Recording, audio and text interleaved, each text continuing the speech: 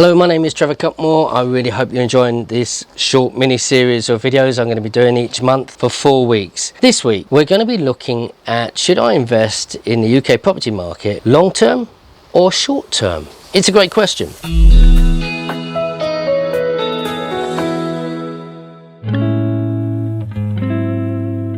Let's look at the pros and cons between the two, okay? Long term, slow and steady, will always win the race in my opinion. So I've seen many investors and mentored many investors through my lifetime so far and continue to do so. And while people are professional and they're working, if they were to buy one house every year for 5 years, and then they could double that, I promise you, after remortgaging, they could double that for the following 5 years. So in 10 years, they could easily have 15 properties very easily. If they had that cash flow and they can do that, it wouldn't be difficult. And they build up a nice portfolio, and they could stop then, or they could carry on. And then it just starts to go into a different curve, because when you can remortgage, you could probably start to buy 3 and 4 and etc, just depending on how you want to go. So slow and steady always wins the race. But let's have a look at it. The market at the minute is slowing down, as we've discussed in the previous 2 videos. When it slows down, it means that will it come, we've had this increasing curve, now it's going to level off. Might it drop down? It might do. So long-term investment, which when I'm talking long-term is for your life. I have 4 children and 4 grandchildren. So everything that I do now is I'm building a portfolio, not for my lifetime, but for theirs, and I want to keep growing it.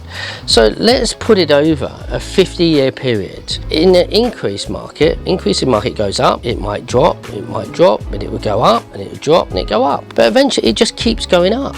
We're not going to see house prices which are less than what the house was for 30 years ago. The long term, I think, is very, very good. I personally have a bit of an allergy of selling properties. I don't like to do all the work of getting them and then to sell them. Now with new builds, yes, I don't mind selling a few off, that's not a problem. But generally I like to hold property, I like to keep them. If you are trying to do the short term, all right, the short term, we've just had that period where we've had this accelerated growth for 2 or 3 years. Yes, it's been through COVID, it's been exceptional circumstances. But now what we're seeing is that we've got this slow down. So for people who want to get in now and then get out, because remember, we've got stamp duty with the increased 3% if you've got more than one property. That takes a bite out of the profits, it really does. And legals, and then selling fees, etc. So you've got to make a considerable amount of money on each property in order to make the short term work. And you've got to be able to add value. Now, I love adding value. I know people who do short term stuff, and if that's what they're doing, I wish them all the best. Personally, I don't think it's the best strategy, but if you get it right, you can make a lot of money. And that is something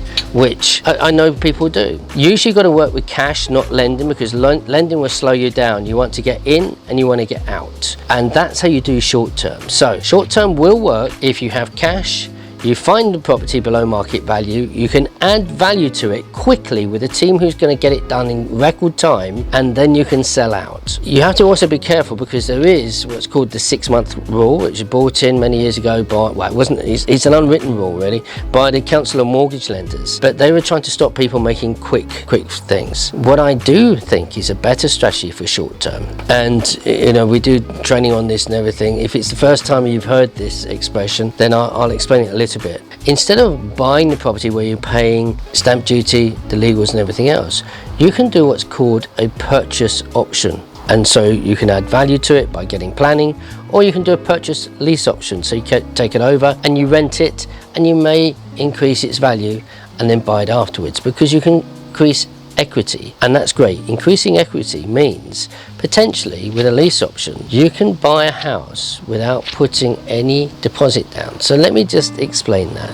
All right, let's suppose I find a house, £100,000. I do an option, a purchase lease option with you, so I get control of the house. I'm now renting it out, but I build a little extension on the back, or I renovate the property, I make an extra bedroom, or do something, bring it into a nice state of affairs. Yes, I've got to put some of my money into that property. But let's supposing now I brought that property up to a value of £150,000. Let's do 160, it's easier. £160,000, I've got the option. I might have spent 20 or 30,000, right? But I'm buying it for 100. Now I can go to some some lenders, not all, but some lenders, and they say, well, look, I've got an option to buy it for 100. I've spent this. It's now worth 160. Remember, 75% loan to value. So I need a mortgage of 120. How much is that? I've created £40,000 of equity. I don't have to put that money in. That's free money, unless obviously I was overspent a bit. But it's a very easy way of getting property quick, short term. And if you wanted to sell it, instead of buying it yourself, 40 or 30, 40,000 pound profit is yours. You just sell it and it's all done. The buyer gets their money, you get your money, and you move on. The short term, I think you need to be using options. I think that's the best way to do that now in this market. And the long term, slow and steady, always wins a race. Guys, I hope you're really enjoying this set of short videos. I would love you to make a comment. Please subscribe, and if you could share my videos and just tell me.